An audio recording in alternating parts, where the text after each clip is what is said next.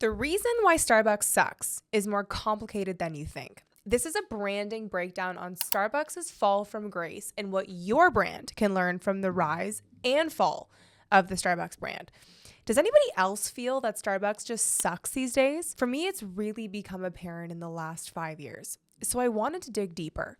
Like even before their union issues and the accusations of deceptive marketing, greenwashing, and enforcing the use of uniforms, which shouldn't be controversial, but the brand has felt off.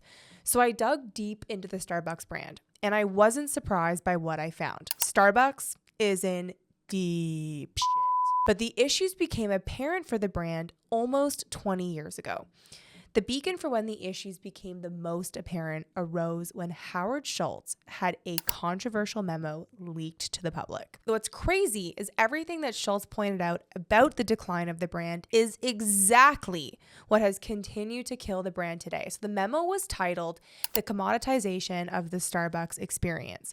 And in this memo, he criticized 1, the loss of the romance and theater of coffee making due to automated espresso machines. So basically they moved from baristas, get this, hand making the entire beverage, making it special, to completely automating the experience.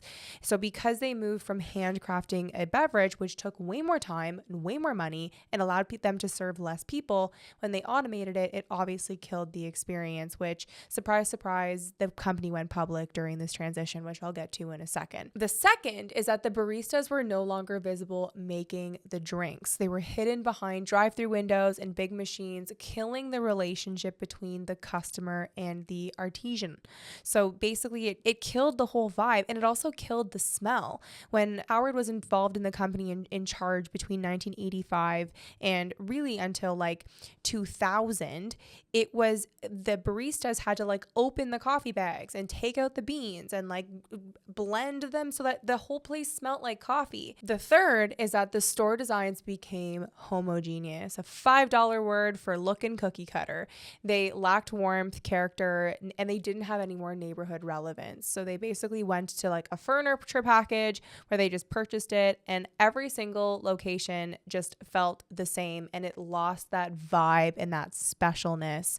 It just didn't feel like that third cozy place that they had built the brand off of. But the biggest concern, and you're not going to believe this, it was the introduction of breakfast sandwiches that killed him the most. So Howard felt passionate that the introduction of hot breakfast sandwiches was killing the Starbucks brand.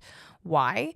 Because the smell of the processed high-fat foods that are designed to make smells like Subway when you walk through the cafeteria at the mall was killing the core purpose of the brand, which was experience with a side of great coffee. When you just smelled cheese and like a hot, greasy thing when you entered into the store, it wasn't special. It wasn't different. It wasn't uniquely Starbucks. The breakfast sandwich dilemma was Schultz's biggest sticking point, which was a problem because the breakfast sandwiches were super profitable. The fight for breakfast sandwiches came down to brand versus business, which ultimately is the story for the fall of Starbucks. So from a financial point of view, the breakfast sandwiches were massively profitable. It also solved a major job to be done. Food was an important introduction to the Starbucks brand because a lot of people came to Starbucks to effectively camp out. The lack of food options forced people to spend less money, spend less time, bring in food options from other providers, or the worst thing for a public company, lose business entirely to other competitors that offered food plus beverage. This tension between brand and business became inevitable. But by the time 2006 hit is when you could finally see that the quarterly profit targets were trumping the brand values and the profits started to decline. But this is what made the breakfast sandwich debate so critical, is that it struck at the heart of Schultz's original vision for Starbucks as a third place. Home was your first place, work was your second place, and Starbucks was meant to be that extra third place in your life where you felt fulfilled, unique, wanted, welcomed. And every great place does need food. But Schultz saw that prioritizing profitable food over the brand experience was destroying what made Starbucks unique. So the memo that leaked on Valentine's Day in 2006, but by Jan 2007, he had stepped back in as CEO to save his creation. So in 2007 is actually a crucial moment to understanding why Starbucks feels so off today. Because it's super important to underscore that Starbucks actually was never about just coffee. It was about experience. And everything Schultz warned about in that leaked memo has only gotten worse because they continue to cut on experience. What made Starbucks special was that nothing had existed like it before. And the reason how Howard Schultz got here, it's actually a really interesting story. So I'll take a little step back before we get there, but he started working for the brand in 1982. Starbucks has been around since 1971, and he started as a director of retail operations and marketing. And at that time in the 80s, Starbucks had 4 locations and they only sold whole coffee beans and equipment. So there was no cafe, no espresso drinks. Howard randomly went to Italy and was blown away by the coffee culture experience. So when he was in Milan, he was blown away by how baristas do this like dance behind the counter, and there's like milk steaming and there's espressos being stamped and thrown out and moved, and the whole dance, and how people came to cafes as a way to connect, as like they weren't rushing, they would do work. There was a whole culture around it he hadn't seen in North America, and he wanted to commoditize the coffee experience. So basically when he came back, he tried to sell the Starbucks owners on like, guys, this is the future. Nobody is doing it here. You guys have the best distribution in the world, because Starbucks had been open since the 70s. They had 10 years ahead of having the best distribution to all of the best coffee places. They're like, let's do it with your brand. And the founders of Starbucks were like, no, not for us. So he quit and he opened up his own coffee shop, and he called it Il Giornale, and he modeled it off of the Italian coffee bar, and he ran that for 2 years. And as he was running his coffee shop, the owners of Starbucks put their business up for sale. He frantically got people to invest in the company, and he almost lost Starbucks. And he says, like in the book, like his book Onwards, it was like so close to him not being able to transform coffee culture. But anyways, for just over $3.5 million, he bought the Starbucks brand.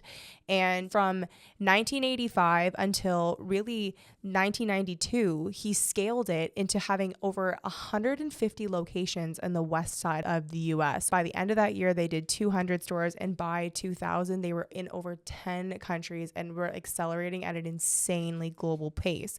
So by 2000 to 2007 or 2006 is where you really start to see that brand decline, because the business had been public for, at that point, over 20 years. So basically he steps back in, he comes back in as CEO, tries to fix all of the brand issues of like oversaturation, overexpansion, brand dilution, which was killing the Starbucks brand, which is super relevant to why Starbucks is sucking today, because Starbucks is a perfect case study of a brand death by 1,000 cuts. Seldom do brands die because of a proverbial Bud Light moment. They don't have a major cardiac arrest and just die, especially a monolith like Starbucks. It's more like a proverbial stage 1 to stage 4 cancer, right? They get diagnosed, and then the disease, the illness gets worse till it gets to a point where they're kind of looking for, they get their sentence of, this is how many months, this many years you've got left. And Starbucks is now in that second phase, because everything that he laid out in that memo criticizing the brand issues is exactly what are being amplified today. In fact, if the new CEO is just looking for a playbook, it's literally fix the problems that are in the memo, because ultimately what Starbucks is doing today is it's an FU to us.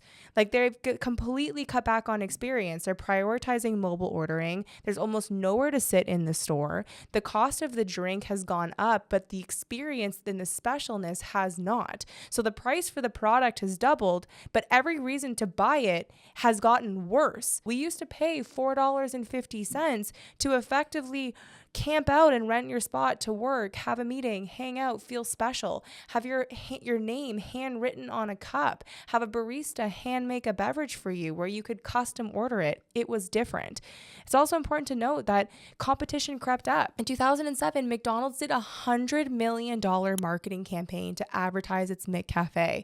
Almost every single fast food chain, Tim Hortons, McDonald's, Dunkin' Donuts, they all have espresso-based machines. You can get almost the same latte. We're going to cut here because we actually did a taste test in the office, which was like super, super fascinating. I need you to try for me all 3 of these coffees and tell me which one you think is the best. I'd have to go with this one. Thoughts? Very the same. Pretty standard. Okay, this one's the best for you. Kind of watery. Okay, so I am right now taping on the bottom of each cup what it is. So this one is McDonald's. It's a Haida cup. This one is Tim Hortons. It says access storage. And then Starbucks is going to be a different cup. It can be a Christmas cup. All right, so we have 3 different cups. And we're basically going to do a blind taste test to see which latte is the best latte. Okay, so Starbucks, McDonald's, and Tim Hortons is last. And this really speaks to that core thing that like when Starbucks launched, McDonald's didn't have lattes. Tim Hortons didn't have lattes. So let's see which one's the best. Connor, I need you to help me blind taste test and tell me which coffee you think is the best. That one's good. Tastes like it has sugar, but I know it doesn't have sugar. Okay, sweet. That one almost tastes more like a hot chocolate, to be fair. Okay. That one's definitely the sweetest. I would say in like a mid-level, probably this, but I'm more of a dark coffee drinker, but probably this one because it's a medium kind of to the 2 of them. But Okay, this one's the best for you. that's about it. Yeah. All right, let's get Elaine. Holler at Elaine. Elaine, I need you. Perfect. Get the next person. Elaine, just not Jen. Get Alex. All right, I need you to sample these 3 coffees and tell me which one you think is the best. That one's a little odd. That one, that's not for you. No, not for me. Interesting. Not that one either. You don't like that doesn't one? have much taste. That one doesn't taste like anything. I don't think so. Interesting. Well, that one's a little sweet. Which one do you think's the best? I'd have to go with this one. Interesting. I'll tell you what that is later. Okay. Alex, I have 3 lattes for you to taste. Okay. I need you to tell me which one you think is the best. What do you think? Good. Good? Okay. Thoughts? Pretty the same. Okay, those are the same. Yeah. Okay. I said a little bit stronger. Which one do you think's the best? The first one. The first one's the best. Yeah. Okay. All right. We need the next person. Thank you for your services. Okay. So far we have 1 for McDonald's, 1 for Tim Hortons, and 1 for Starbucks. All right, Ken, I need your help. I need you to try for me all 3 of these coffees and tell me which one you think is the best. Now, Ken has a background in food, so I'm looking for a little bit more feedback on each drink. Kind of watery. Watery. All right. Bitter. Bitter. Okay. I'd say 2 is the best. The middle is the best. Middle's the best. All right. Thank you for your services. McDonald's coffee won. Oh, the winner of the latte taste tester is McDonald's. Kind of shows you why Starbucks is on the decline, because when the luxury beats the bottom of the barrel, you know when you have a brand problem. And the thing that's so interesting about this is when you analyze the brand, this is a fantastic case study for business owners at all sizes and scales, is that your brand is not your logo.